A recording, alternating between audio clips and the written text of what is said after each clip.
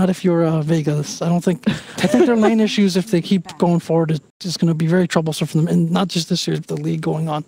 Yeah, I mean, we saw the same issues already with Na'Vi, and we talked about how, you know, you can grow as a team, and that's something that they definitely need to grow on and work on. And unfortunately for them, they don't have that much time because they are playing 4 games today. By the way, as you just see appear here. Hey, what's that, Sheaver? Well, what is this? This, I got it, is where you can follow everything DH Dream League related. So, it is DreamHack Dota on Facebook, DreamHack Dota on Twitter, DreamHack Dota, or sorry, DH Dream League on that's a YouTube channel. That's where you can find all the VODs, all the red buttons, everything. Wow! Tell me more about it! You're supposed to do that in the shadow so that it actually looks like that. Now you just see Wow! It doesn't work. And if you want behind the scenes footage, there is a Snapchat called DreamHack Live. Wow! Tell me more about it, Shiva. Like I said, you're supposed to do that with the shadow. Okay. 10 seconds. Magic. Sure, let's call that magic. 5 seconds remaining. How are you liking your first day at Dream League, Jack? That was truly magical. I mean, that surely was your highlight right there, right? I'm glad. No, the red alert was. The red alert was. So. Yeah? Yeah. All right. I think that guy is my oldest friend. When I didn't have any friends, he would talk to me. You'll be popular one day. Wow! I think your friend wants to break down the draft, Slack. Yeah, let's get in that draft. Well, as soon as it shows up. Yeah, when this draft shows up, we'll have it up. Don't worry. Then you know, you can ignore certain other things. Okay. No, so this next game, Empire, they normally prefer the shorter matches. This match only lasted like about an hour almost. So they don't want that again. How do they crack the Vega Squadron shell even more? How can they profit more from the fact that Vega doesn't have a great laning stage? I think you just said it accidentally, Sheaver. Nature's profit. That's how they profit more. Great hero that we've seen a lot at Kiev Major. Great push potential. A lot of pressure in the early game. It could very well be the answer to that problem, Jack.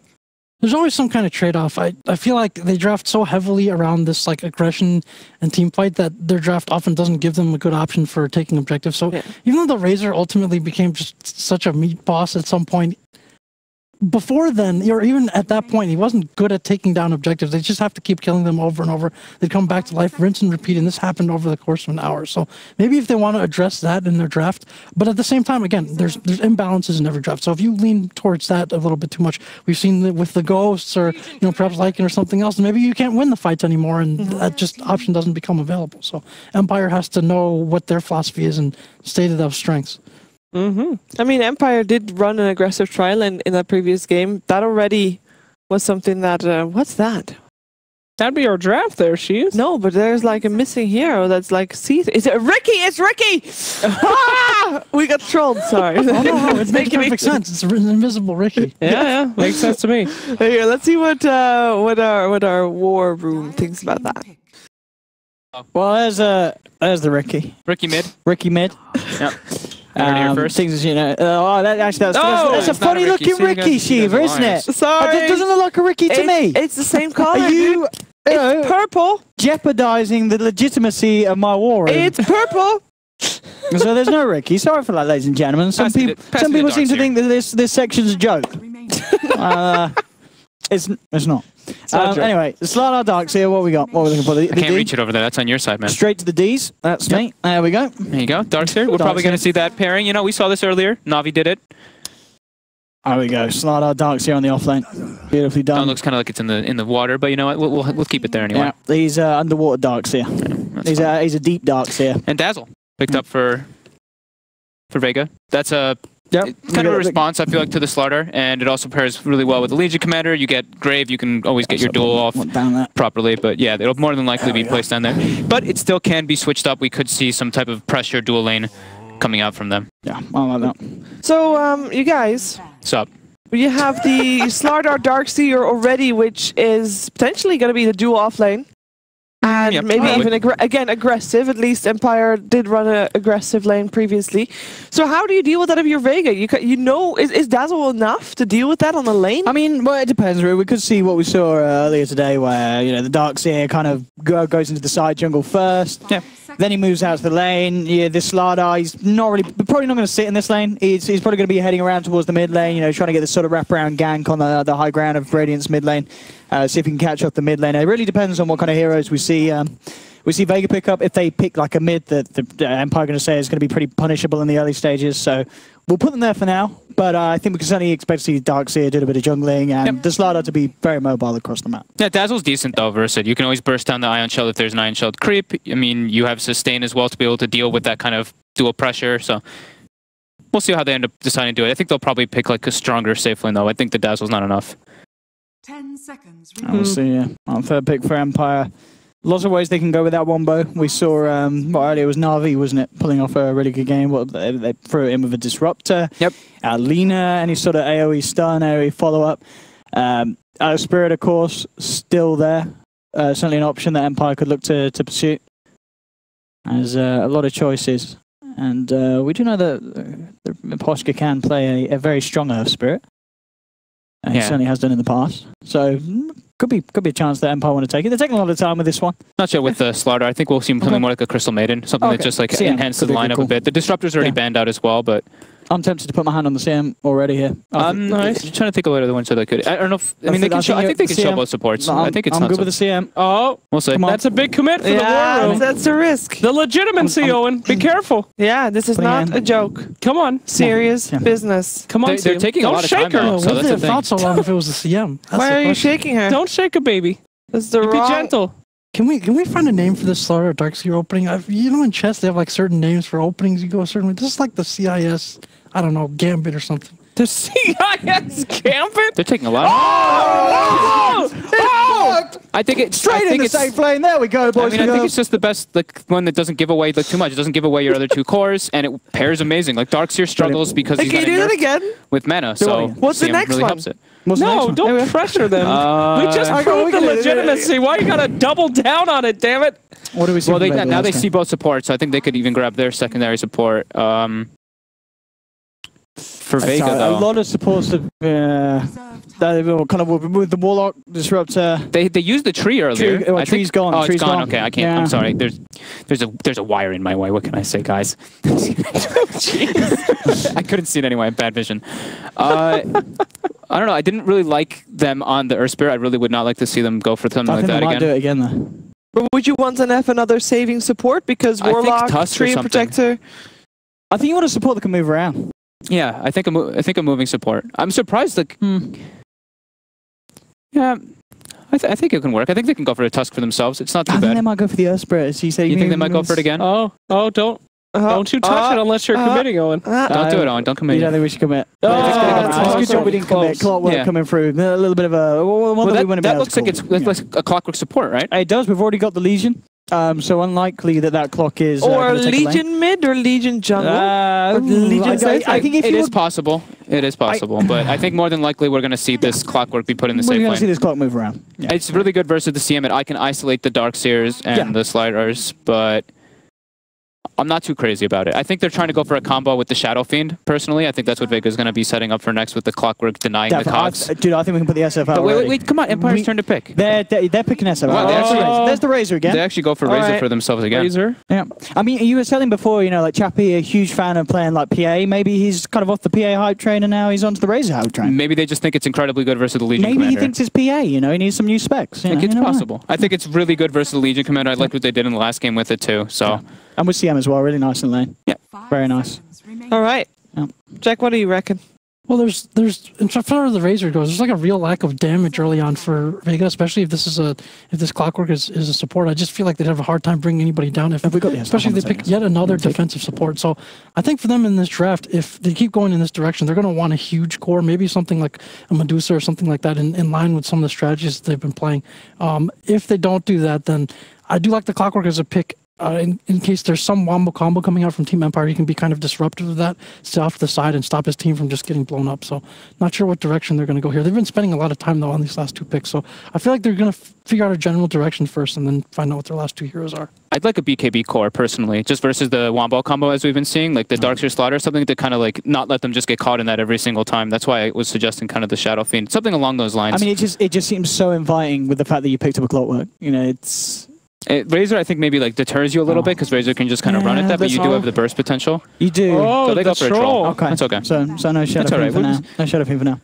We've got the troll wall down there. Yeah, you're gonna have to help me find this one probably. We've got the old underneath the tees. Oh, I got him. Yeah, you got him. He's here. All right, so you're putting that in the safe lane. You're putting that in the middle lane. 10 seconds remaining. You think, Grandpa?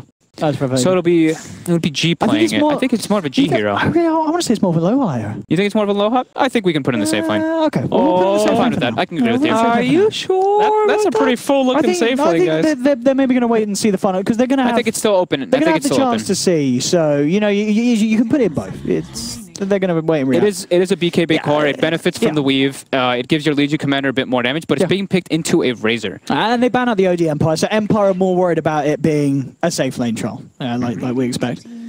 Well done. But they banned the TA for themselves, so I think. Yeah. So what they probably want with, I guess, a G hero. Oh, so there you go. The G Queen of Pain. I haven't seen this in a while, actually. Yeah, Quap should be down there at the back, I believe. In the back? Yeah, I think you were right. Yeah, here she is. Go, straight up. So right away we have it. Queen of Pain, G Queen of Pain, as you said, that's quite a sight to behold. Well, that's going to be a lot of fun to watch. Good burst damage. They don't have crazy amount of lockdown. They have CM Brute Bite with the Slaughter stun, but Quap is a very strong laner. And then they get actual like team fight. Right now they're really lacking team fight on the side of Vega, and I think Quap actually kind of helps with that a lot. A final pick for Empire. I mean, they've seen the Quap in the middle lane. What do they take themselves? I mean, Ember Spirit is still there, but no, okay. Invoker does. Invoker. Yeah, we'll get him drop down very quickly here. Where was the Invoker? He's over here. It's in the eyes. No, I've got him over here. Over here by the eyes. Yeah. Well, we all know where he's going. We'll believe it. I mean, we're going to see him in the mid lane very, very soon. That is the draft. Empire Vega. Empire's 1 game up. Yeah. Will this be another 1-1 as predicted by OD Pixel at the start of the show? Like, Owen's good at his predictions. However, I'm very excited to see that G Quap, so gotta hand it to Vega this time. The disparity is big. I think it's too big in favor of Empire, so I'm going to have to go with Empire here. I am going for Empire as well, purely because I think they are still the better team, like I said previous game as well. But if that is the case, or if Vega can make this into a 1-on-1 as well, we are going to find out with OD Pixel and Fogged.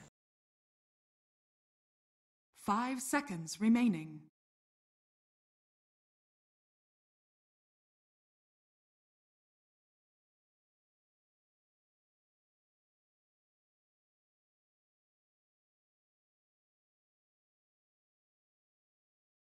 Welcome back, ladies and gentlemen, to the casting desk. OD Pixel here with Fogged. And we heard from the panel, a few of them hopping onto the Empire hype train after game 1. I mean, understandable. FN on his Invoker, Chappie on the Razor that we saw him pull out a pretty spectacular performance on it in game 1. But Vega Squadron tries something different. You know, we're seeing the support clock come out. We're seeing G play one of his old signature heroes, the Queen of Pain. It's all very exciting. Is it going to be enough for Vega to pull a game back against Empire, though? It's pretty cool looking lineups. I want to see if I think the big thing is on this Clockwork. If this Clockwork support's going to be able to put a lot of work. I think, though, it's going to be hard versus this kind of wombo combo that Empire is running. I think they have to come out of the lanes really far ahead in Vega. I think that's just what the nature of Queen of Pain as well.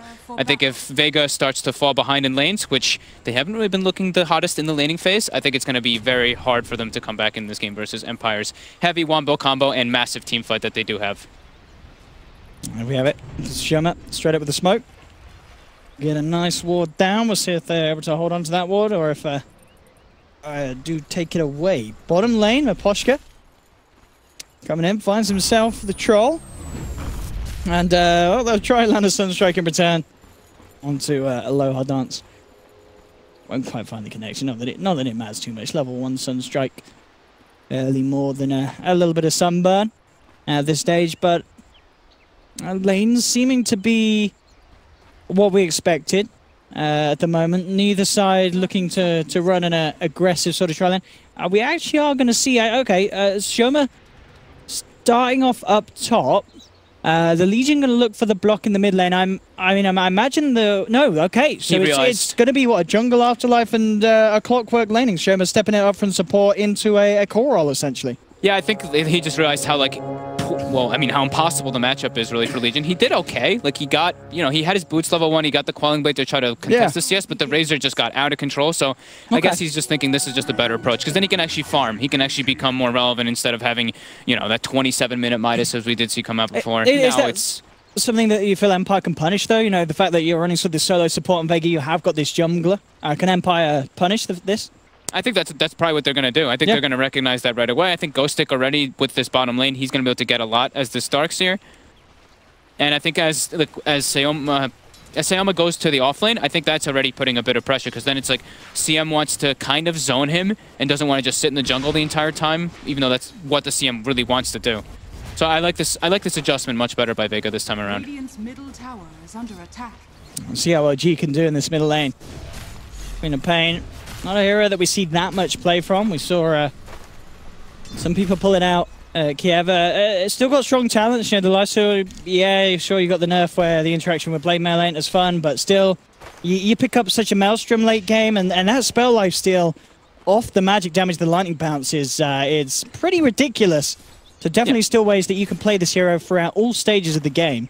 But obviously, ideally, you do want to have a bit of a good start at the beginning, because going late game against an Invoker is never going to be fun. Yeah, especially not versus like massive wombo combo on top of an Invoker.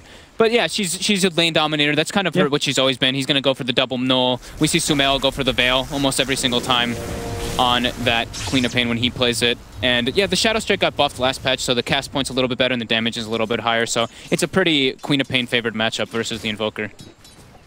It's certainly showing at the moment. 8 for 4 against the 3 for 0. G having the good start. G was actually one of the best at this matchup back in the day when he would play it all the time. He was one of the best co-ops, yeah. Yeah, he was one of the best ones in the laning phase. Back in what the days of the Empire, no, VP. I think it would have been one of the old VP. Yes, it was VP. Old VP, we saw a lot of G. Yep. Kind of in his definitely one of his highlights. In a little bit of trouble, trying to steal the bounty rune, and he actually should be okay with these boots.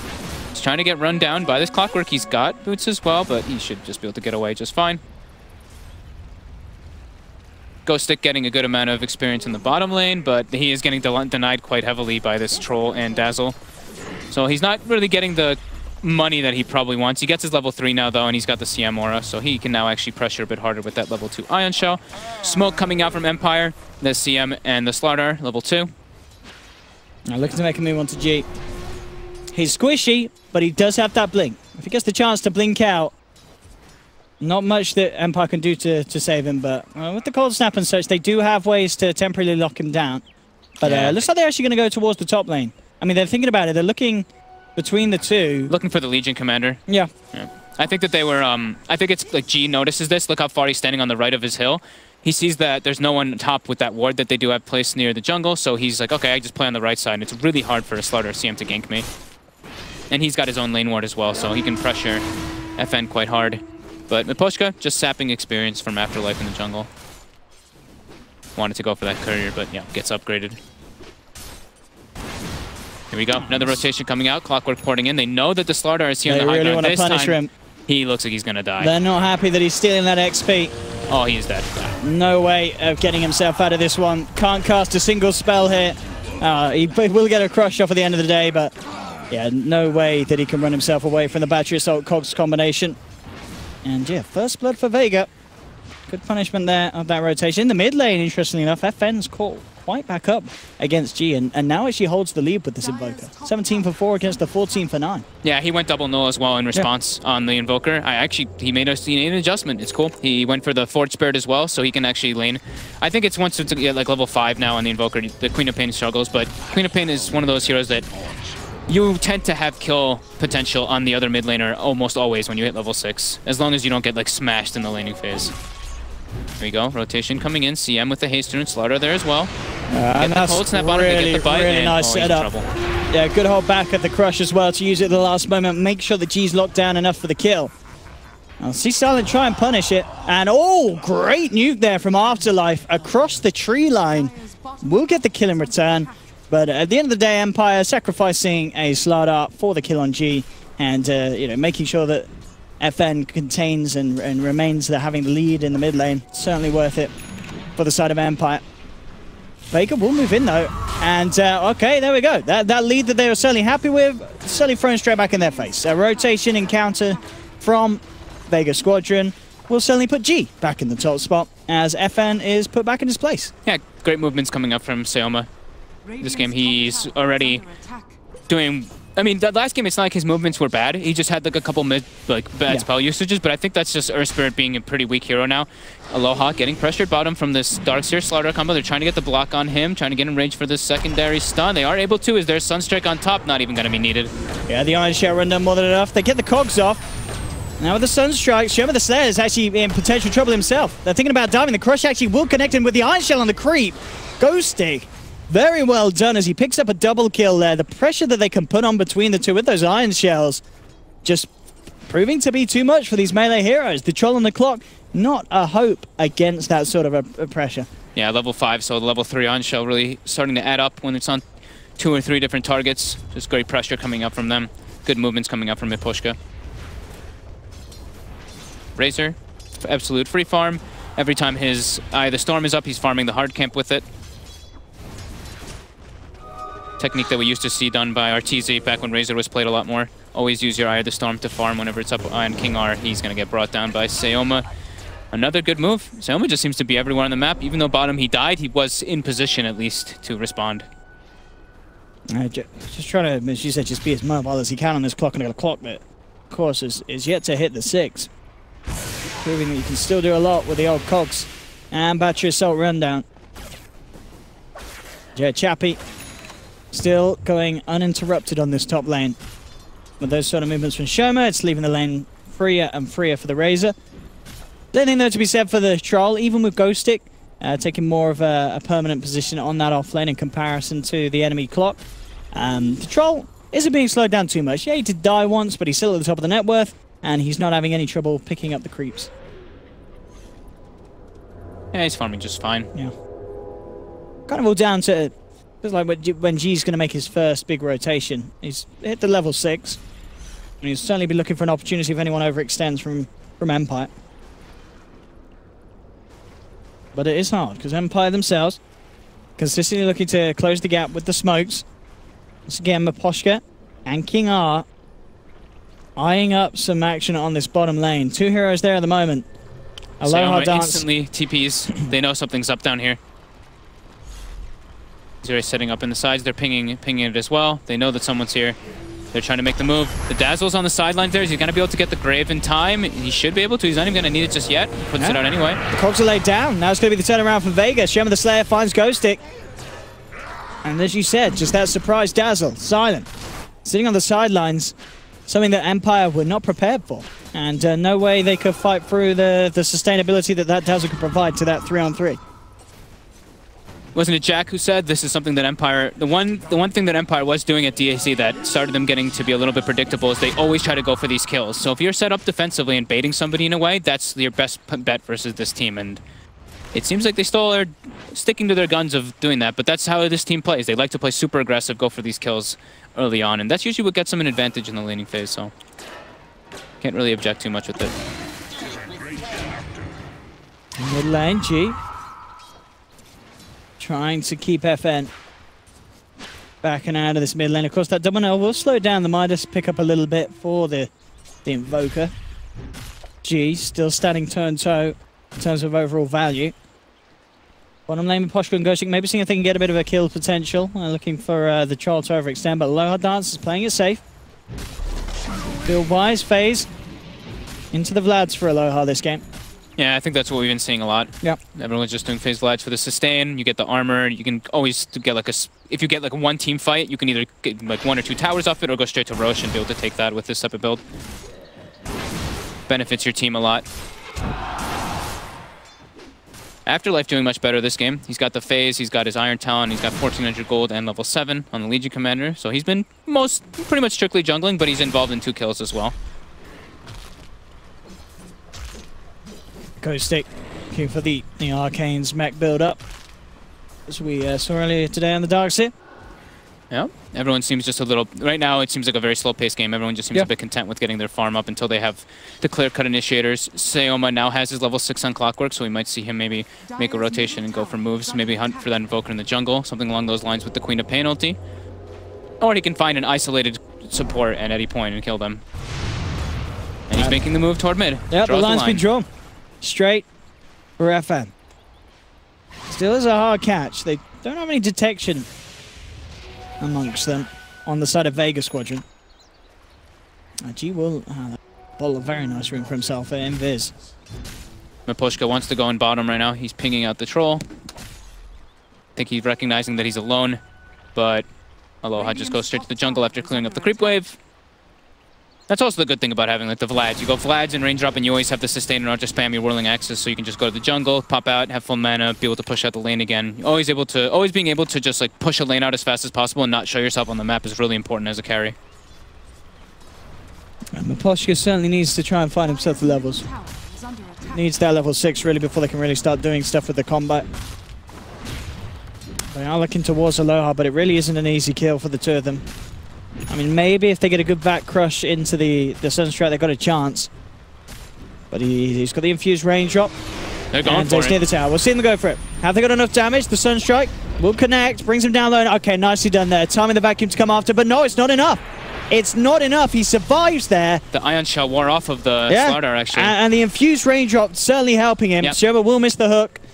Ghost will go straight for the TP out. He's got to be careful though. Shoma nearly gets the ability to cancel it. At the same time, up top, G moved in with the invis and was able to burst down the CM, but we saw that bottom, they're so close to bringing down the troll. Would have been a big kill for the two of them to get, but they just couldn't do it quick enough. Yeah, the raindrop saving him and just the Ion Shell wearing off was just the little bit needed to have the troll live.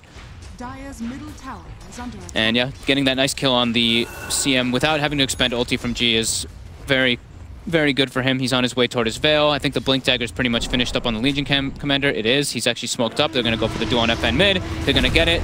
Maybe see the Queen of Pain ult expended. Not even needed. So with the Troll ult as well, coming from the global potential from that, Battle Trance with the Legion Commander duel. Oh, that's true. A Troll extra Legion. bit of damage. Yeah, that's a nice little combo. Radiant's top tower is under attack. 7-3, Vega. Certainly looking to have a stronger start than they did in game 1 already. This is looking pretty good for them. The Troll hitting his stride, Aloha. I really like their lane adjustment this game. Having the Legion Commander just jungle. It's paid off. It's what, 12 minutes in, and that laning, having a jungler has not been punished enough by Empire. It's not been punished, and the Clockwork's the one the Clockwork's actually the one been punishing the most. So Sayoma's just been having a really good game. Even though he had that one unfortunate death bottom, he's been putting a lot of pressure on the map. Every time he walks up toward the top lane into the enemy jungle, the supports kind of just have to be like, ugh, what do we really do with the CM Slardar? If we're separated, he can just solo kill us at any point. So they have to really be very keen on Empire of traveling in pairs rather than traveling alone, because they can just get killed by this quote-unquote support Clockwork, who's pretty much transitioned into a semi-core already. Looking for that medallion pickup next. Down in the jungle, a lower dance. Actually going to find both of Miposhka and King R, forcing them to back away. And they will make it out. Want to get the catch. Shoma the Slayer moving into position with a hook shot at the ready again. Yeah, they're going for us to split up. They saw Chappie. They want to fight with Razor's a hero that's very immobile in a way, even though he gets the increased movement speed from his unstable current. The hero doesn't really like traverse across the map very quickly, so once he shows in a lane, they want to fight away from him, so that's what they're doing here. Taking the mid tower, just doing a trade. And Silence even farming in the top lane, so this is good movement and good read by Vega. And good start there as well. As we can see, doesn't surprise me. G with the third most pro games on Queen of Pain. Yeah. And as we said, we've seen him a lot in the past. Still those top 2 spots, S4 in the 2nd place, and good old Dondo position 1. On the overall games played of quad. Top lane, Silent, Crush with the Ion Shot with the Sunstrike on top, just enough damage to bring him down pre-grave. No chance for a grave. That's like those type of kills are so important though for Miposhka to get. Oh, and he jukes the Clockwork as well. I might still see him get chased down. Just get the Crush off. But the jump in is there with the battery assault, bringing him down low, and G's there to make sure they've got enough damage to finish off the kill. This tower's dead now too. 2 cancelled TPs coming out from Empire. Good aggression coming out from Vega. We might see Afterlife reach 500 duel victories this game. Nice little milestone for him. He's on 494 at the moment on that Arcana. There we go with the pressure in. As you said, easy tier 1 for Vega Squadron. No way of Empire stopping it. Oh, TP cancelled bottom lane actually now from Vega. No. Who actually cancelled that one? I think it was... It was Chappie. Chappie's got a 50-second cooldown on his at the moment. Chappie held back, and he's going to make the walk. And we'll see if that actually ends up meaning anything for Vega. They are sticking around to put a bit of pressure onto the tier 2.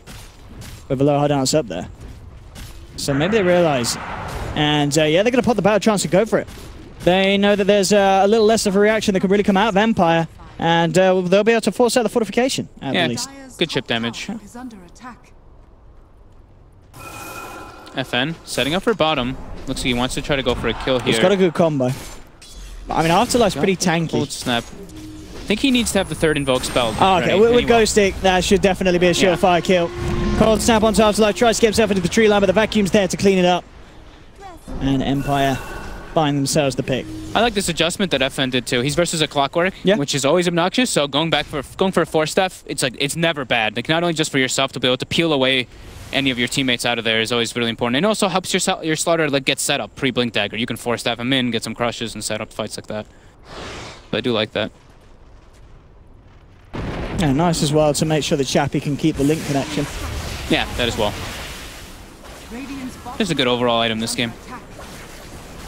Chappie going for a different build this game. We saw, obviously, last time with the Sanj, went for the Sanj Halberd. This time he's going to go for the Sanj Asher.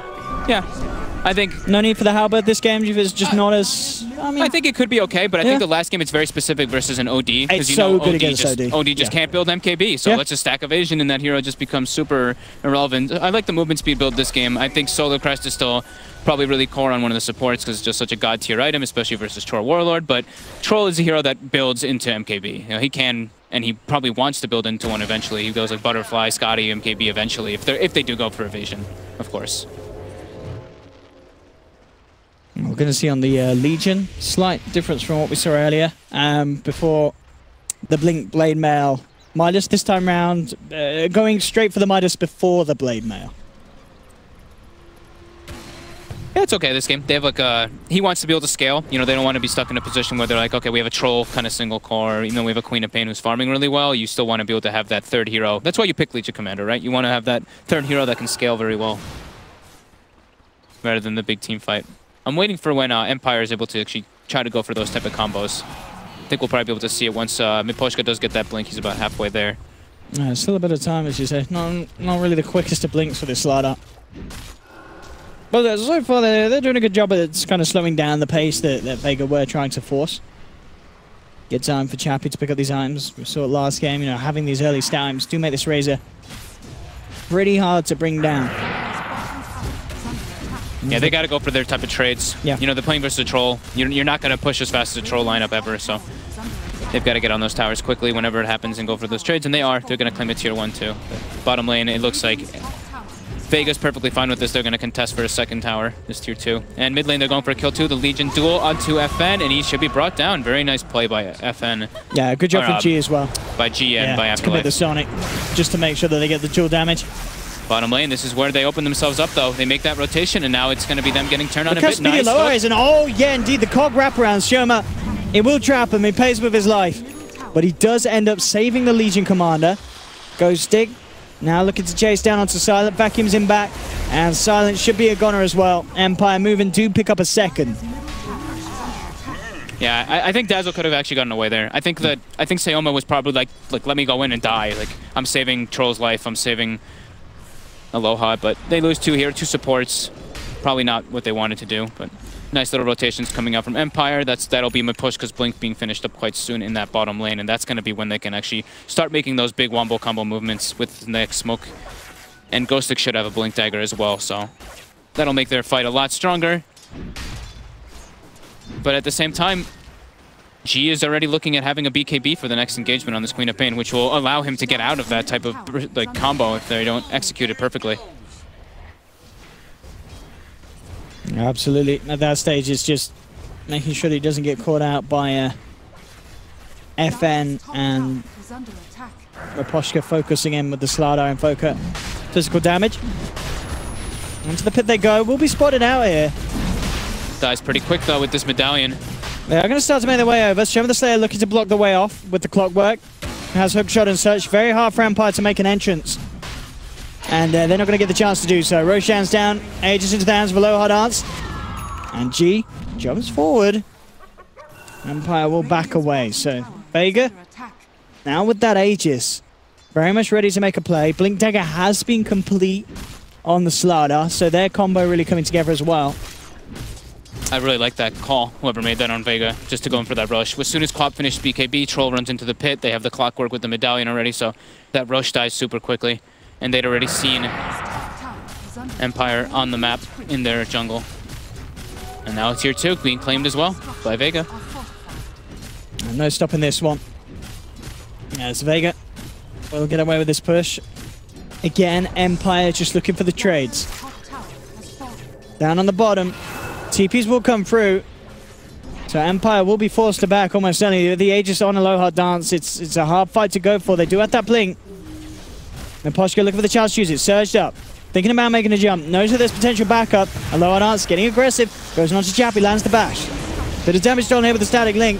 Now they start to move in and chase down. Oh, the hook! Very unfortunately missing them there. Looked incredibly close as it threaded through the middle of them all. Empire still just on the hot escape. FM will TP out on the sidelines. Crush going to be off the mark. And Poshka will still get the blink off. Shoma trying to cut them off somehow. G jumped in, found the kill onto the CM. As he was left behind, King R. The rest of Empire do escape.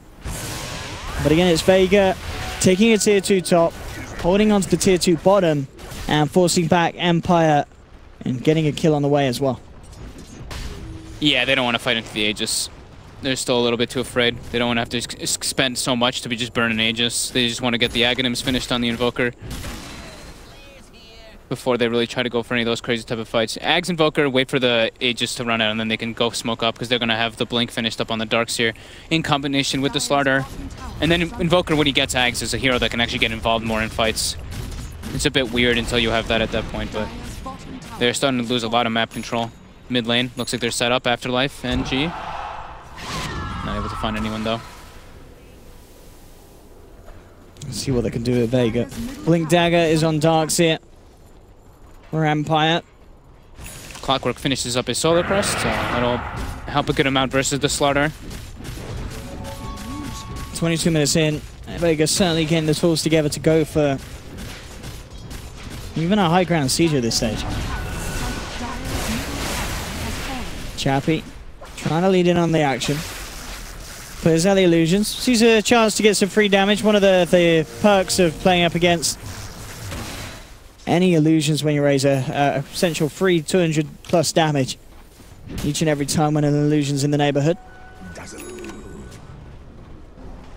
We'll see them go for the smoke play down towards G.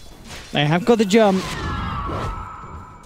but G's already out of there. I like that. I mean, he saw the smoke with the ward, but also not staying for the range creep is really important. I think a lot of people actually do that now. He actually does get stunned up though.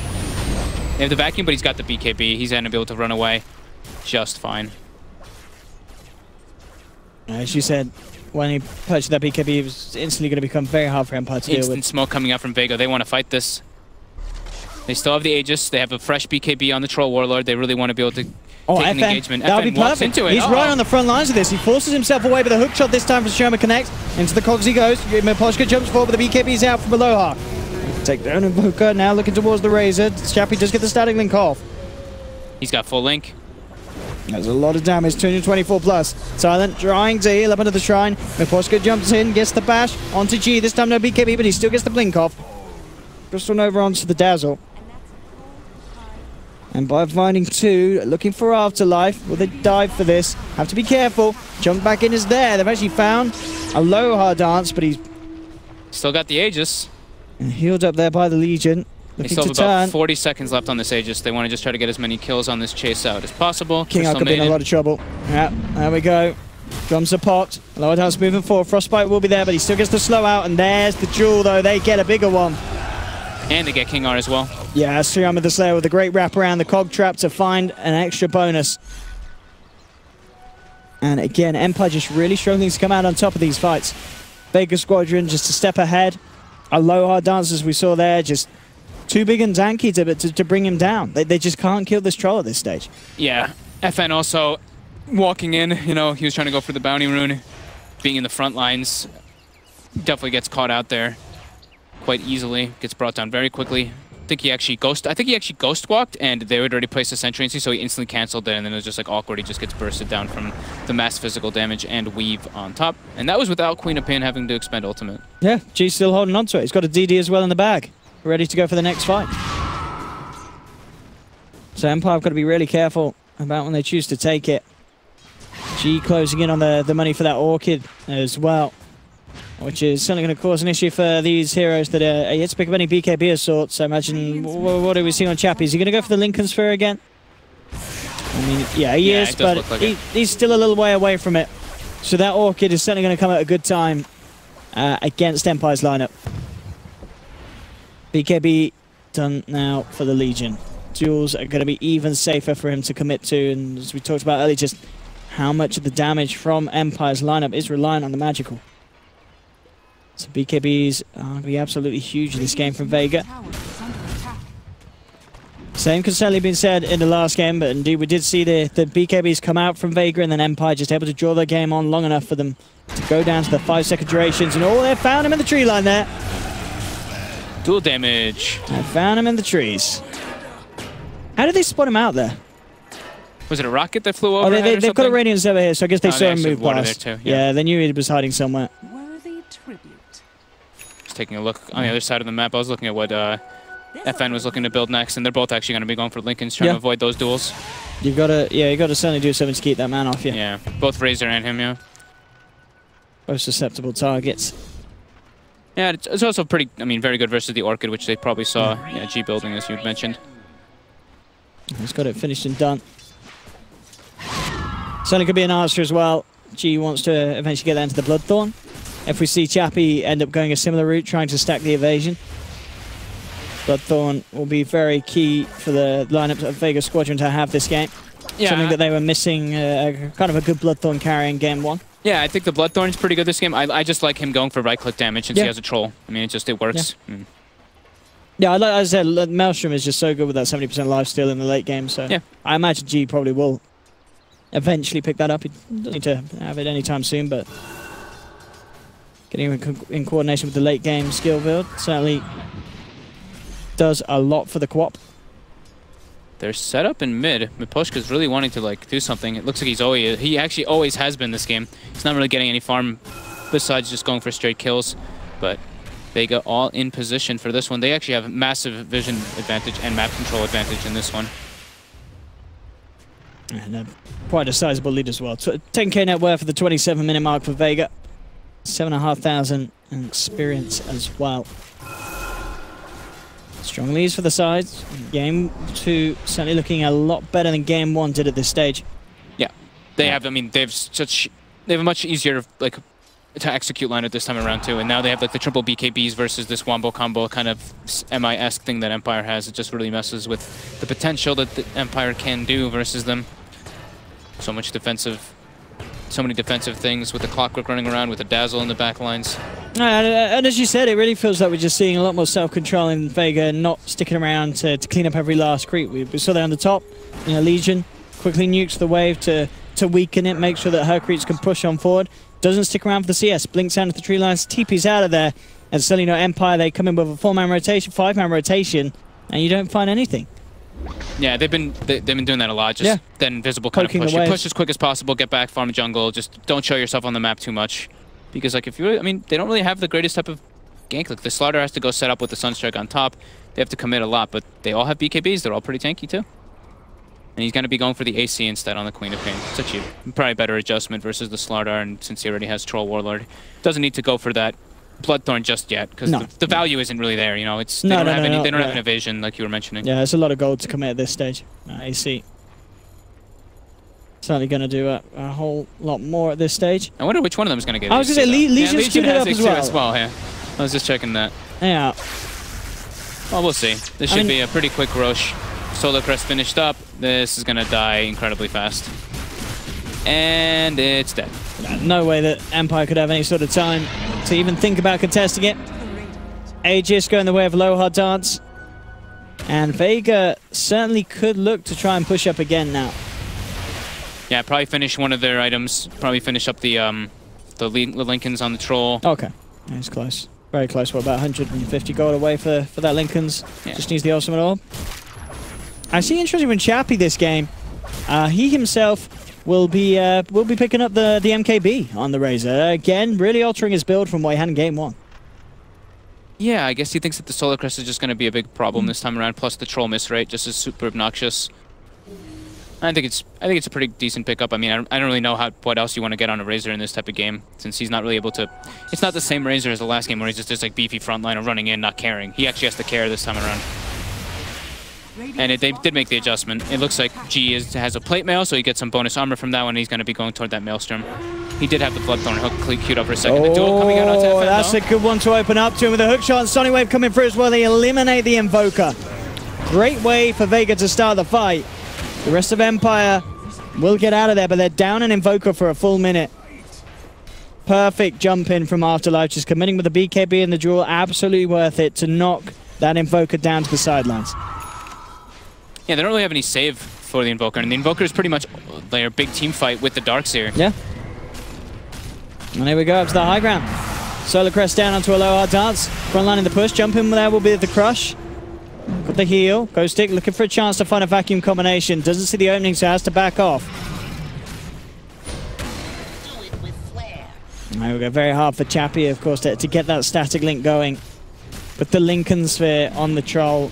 A huge nuisance for the Razor to try and deal with on his own. Yeah, Lincoln's in double force step on the 2 supports as well, so it's very hard for him to actually be able to do that. They get a jump onto King R. Yeah, Shaman the Slayer straight in onto the CM. They'll force forward, they'll get the vacuum wall onto 2. Bring them down low, but still Shaman the Slayer and a lower does able to run away. Massive damage being stolen by Chappie. He whips down the clockwork, looking for more as a push out on the mid lane. So that kill there does put an end to the push forward from Vega Squadron. As Empire will hold.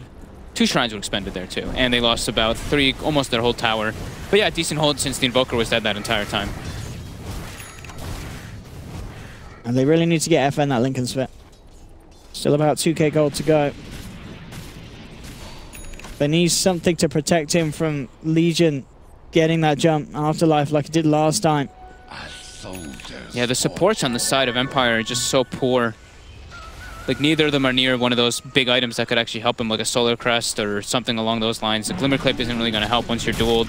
CM's trying to get one, but they have nothing else to really save him. It's just the Darkseer maybe meching and grabbing the backlines. But they don't really have that much combo if the Invoker is grabbed up, so he really needs this Lincoln's finished up. Turns out of there. Shaman the Slayer did come a-hunting and will try for the blind hook shot. Gonna get lucky. DD on Aloha gets tornadoed and purged off by G, or by FN. This is a hard push to make. We're still in last time bringing the tier 3 down a little bit, but when the full lineup of Empire is here, it is scary for Vega Squadron. They have to respect that vacuum combo that Empire can pull off. Yeah, they've got him. They're doing this like suffocation thing though. They're farming the whole map, and just every time that they go toward the high ground, they want to just force reactions back. As soon as the reactions get forced, they back up. How long? They still have Aegis for a couple more minutes.